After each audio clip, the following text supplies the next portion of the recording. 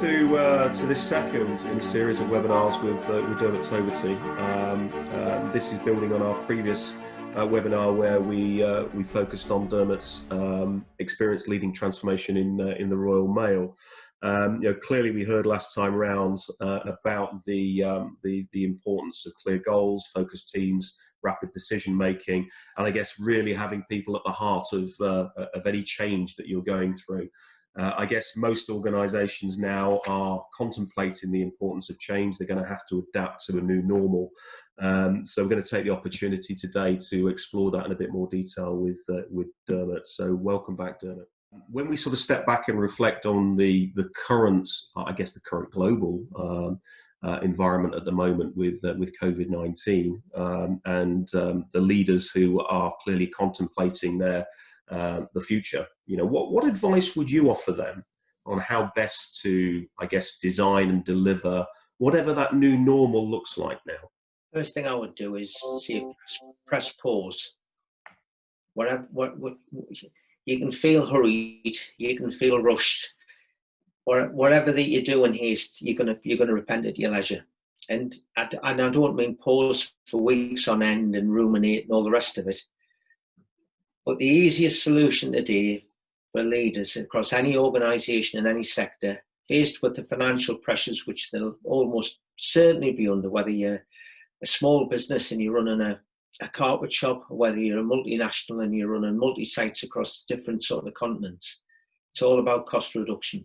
All about cost reduction, and it's about who's going to be the fastest to recover some stellar results to the stock market, or actually who's going to be the first one to actually turn around to the bank manager and say, I don't need the overdraft, or the overdraft gets repaid. And the only way that you're going to do that, you think, is by reducing cost. And slash and burn is not the recipe for doing that. Slash and burn isn't the recipe for doing that. And I go back to the advice that I received, which is, just remember, you'll be judged on the next restructure, because there will be one on how well you did the last one. Mm-hmm.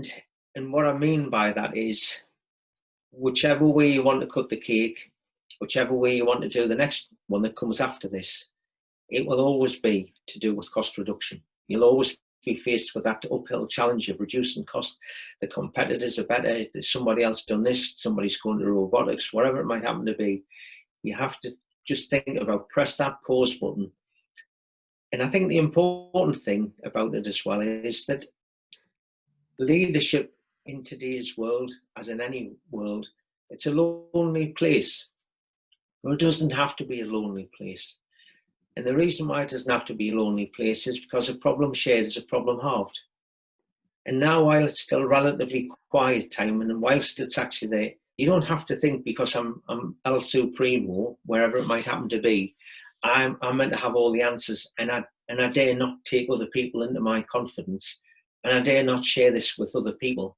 Because actually, sitting in your organisations right now, there might be people who are furloughed, there might be people who are actually sitting around the table who are quite worried about the future. But there are probably visionaries who are there, who've had time to think, who've probably got a lot better ideas.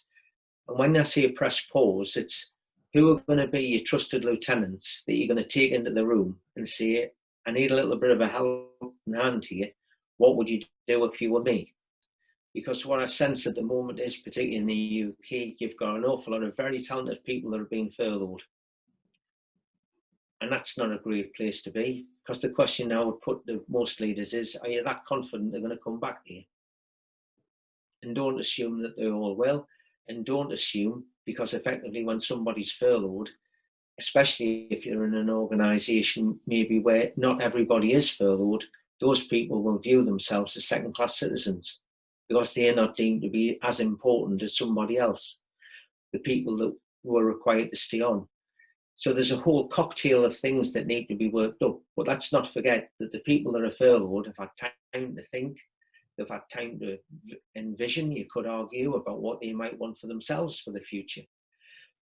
But there's huge opportunities there that just need to be garnered, that just need to be gathered together. But it starts with a leader having the courage to turn around and say to people, I need a bit of a leg up. Do you fancy coming in for a coffee? What would you do if you were me?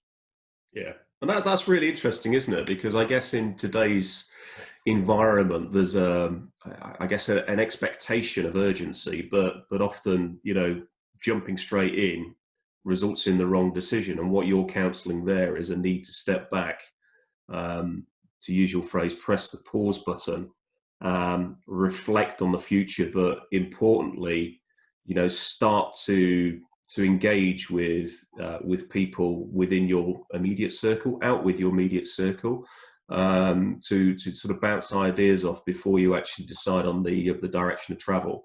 And it goes back to your earlier point, Dermot, about you will be judged by the success of your last, let's call it, transformation.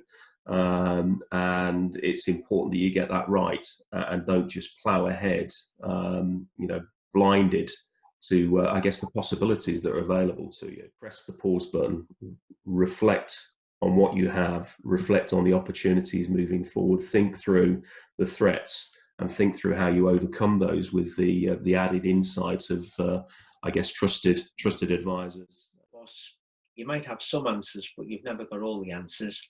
And if you haven't got the answers, then who do you turn to? And pick on those people who have had a chance to think differently. Pick on those people who've maybe been sitting at home, maybe actually had time to think and reflect, maybe had a chance to think about, well, what would I do if I was in charge of that company right now? What would I be thinking of? Because whatever happens next, it will be different to how it was a matter of a few weeks ago. Very, very different. Those psychological contracts have been disrupted somehow. Those and the organizational structures potentially are about to be disrupted as well. And it's a lonely place as a leader, but don't go for the crutch of just cost reduction, thinking that's the answer. It is in part, but there are other things that have to be done in parallel. If you were to sort of funnel down to, let's just say, the three key qualities that today's leaders need to navigate their way to a new normal, what are those three qualities for you?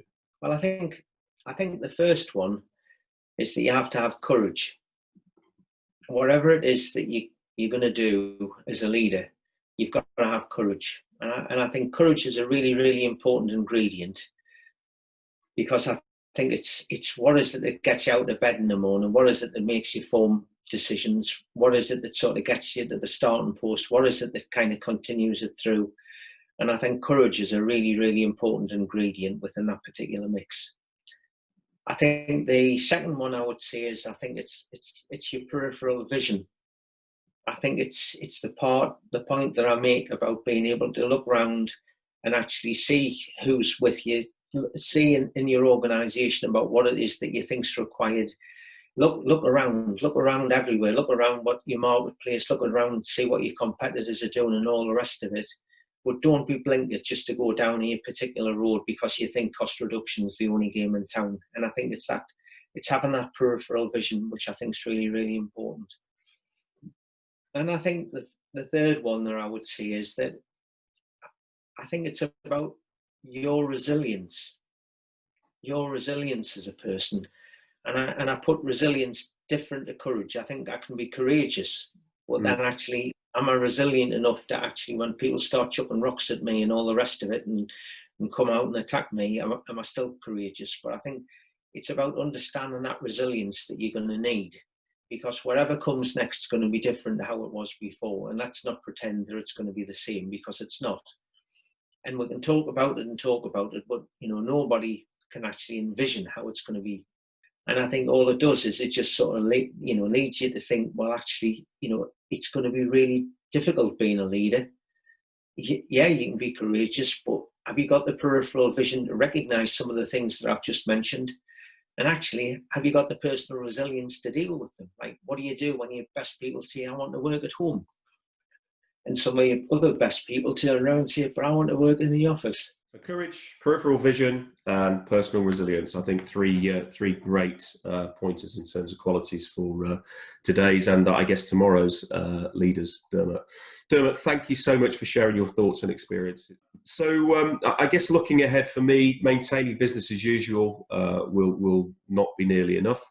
The operating environment has clearly changed too much, as Dermot has alluded to. It's fundamentally different now, but now is the time to reimagine, re-envision, to use Dermot's words, how to recover, how to operate, how to organise, how to use technology, which is increasingly coming to the fore, and I guess how to set the foundations for an enduring success of your organisation. So thanks for listening, and we look forward to you joining us on future webinars.